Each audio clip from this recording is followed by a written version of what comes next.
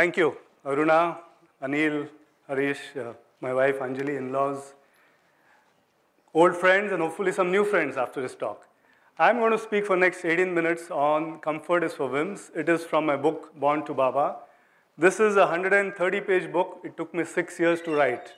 My son tells me, Dad, that's a poor record, 20 pages per year. But all of you are lucky. In the next 18 minutes, you're going to get to know my 6 years' effort in 18 minutes. That's the beauty of what they have arranged here. I'm going to speak on a couple of strategies. I'll first talk about reinvention as a strategy, business strategy, and speak then about a couple of other strategies as well. So this Ian Fleming is a creator of James Bond. How many of you have seen James Bond movies? Some movie? Well, all of you have raised your hands. So some movie you have seen.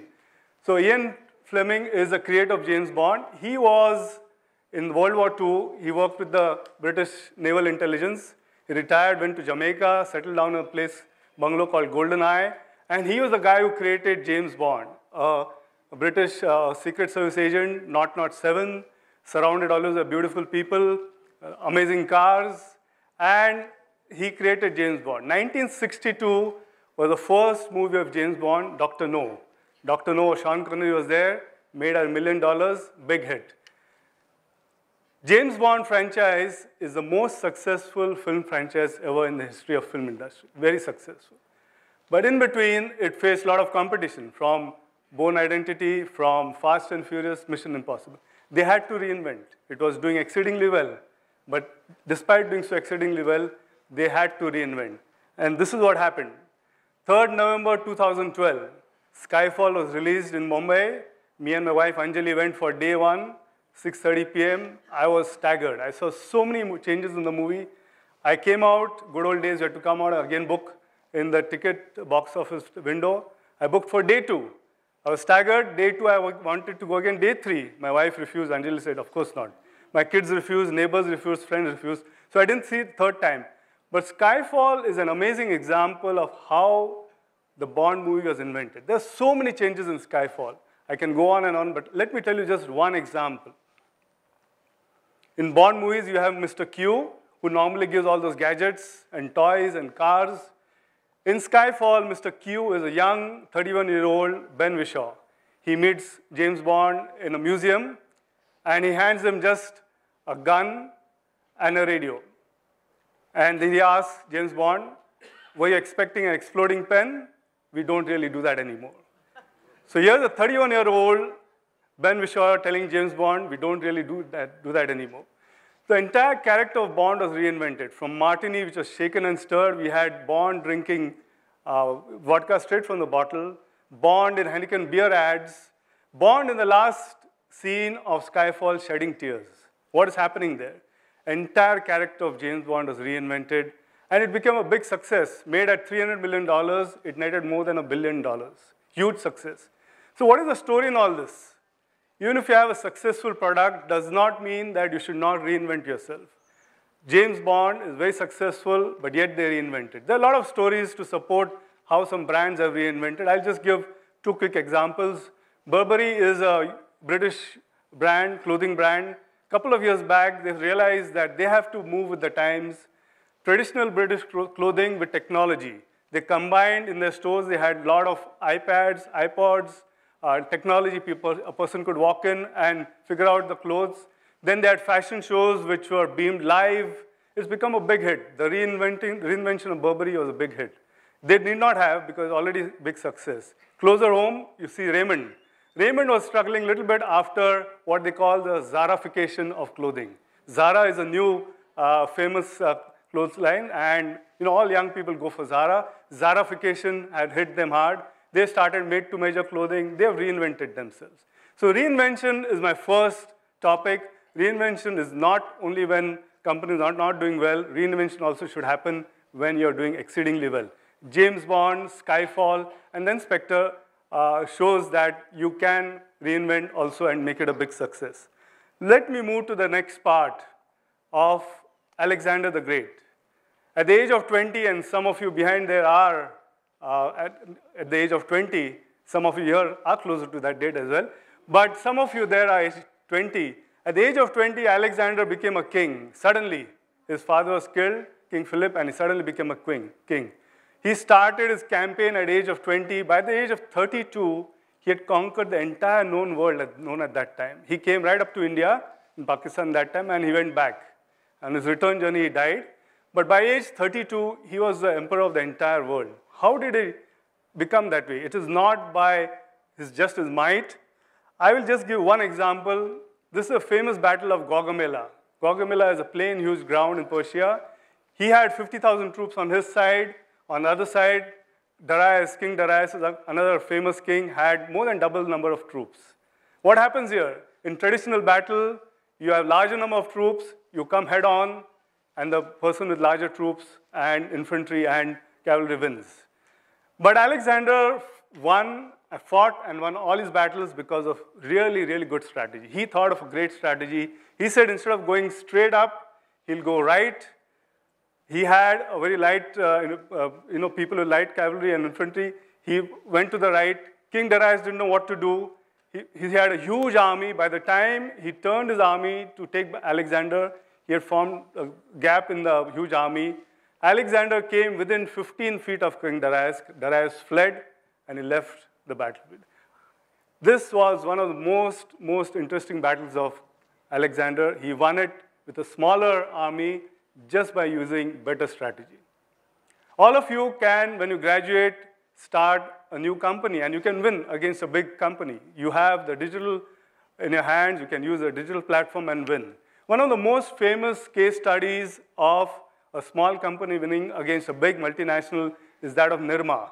1969, Karsanbhai Patel, a government employee, came home and started making detergents in his toilet, in the bucket.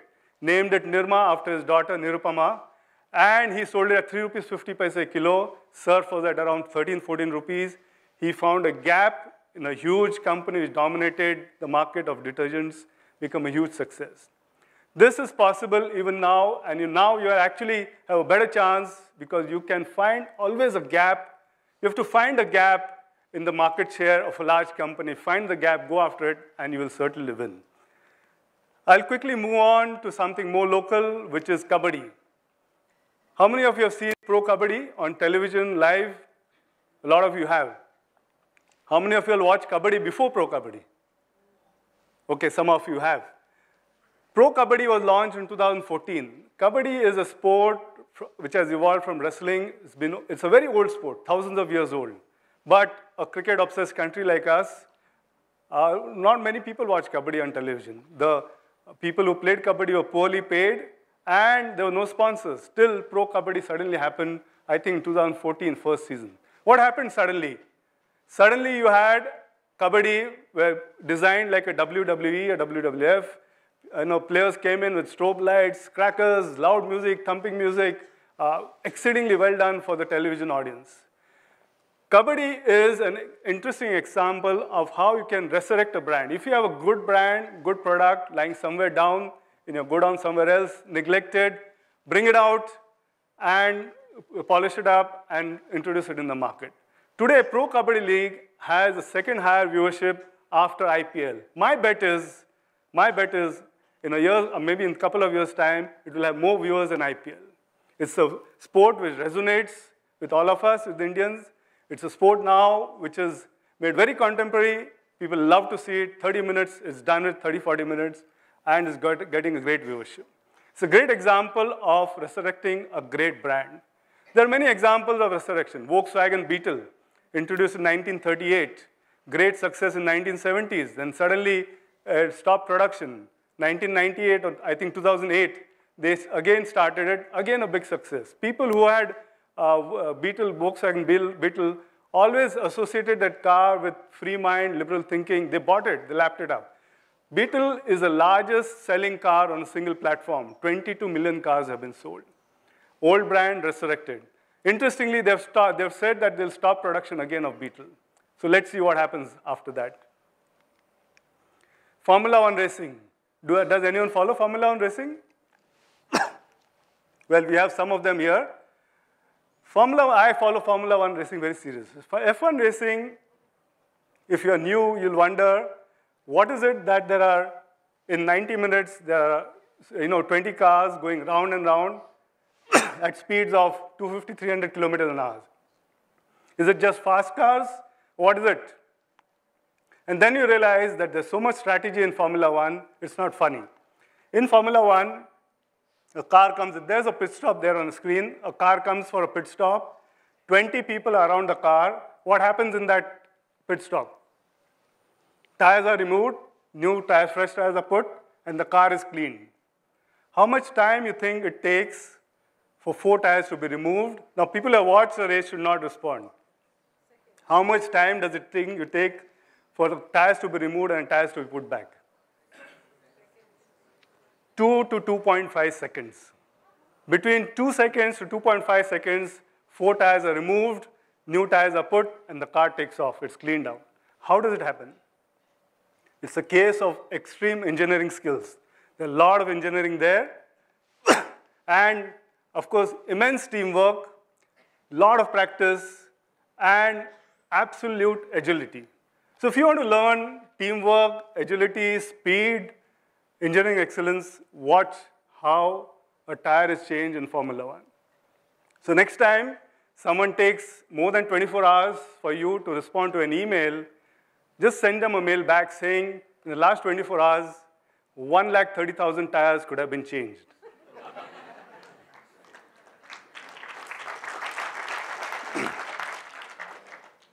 You have to just say yes or no. Why do you take 24 hours to say that?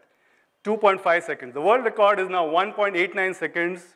In a live race, tires were changed. I have seen 3, 4 live races. You blink and it's gone.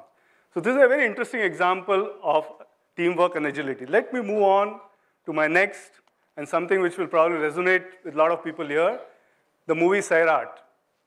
I'm a big fan of regional markets.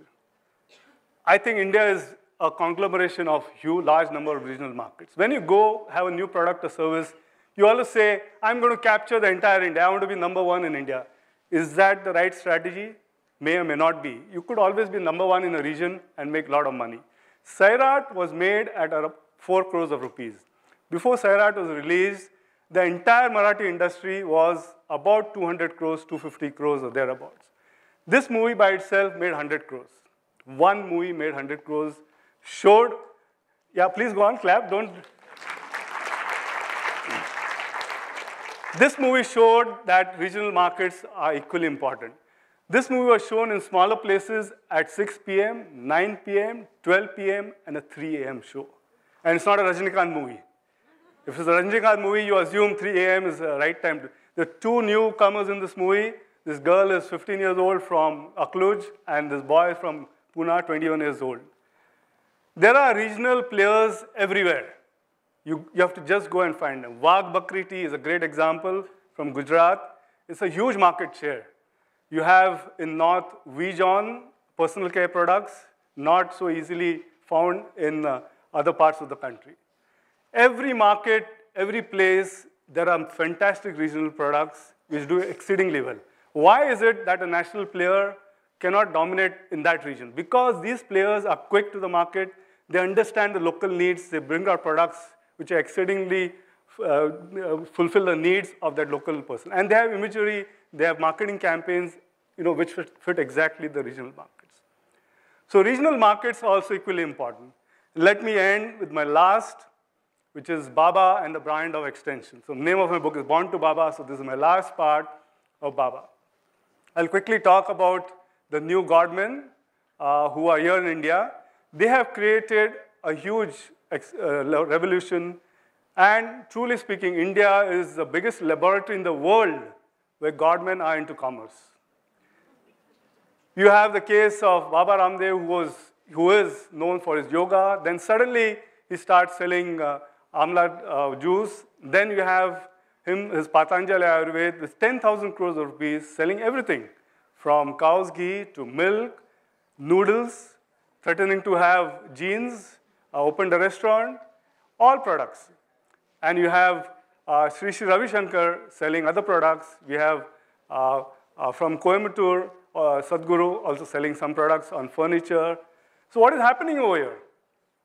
Godmen have realized that they have a huge following.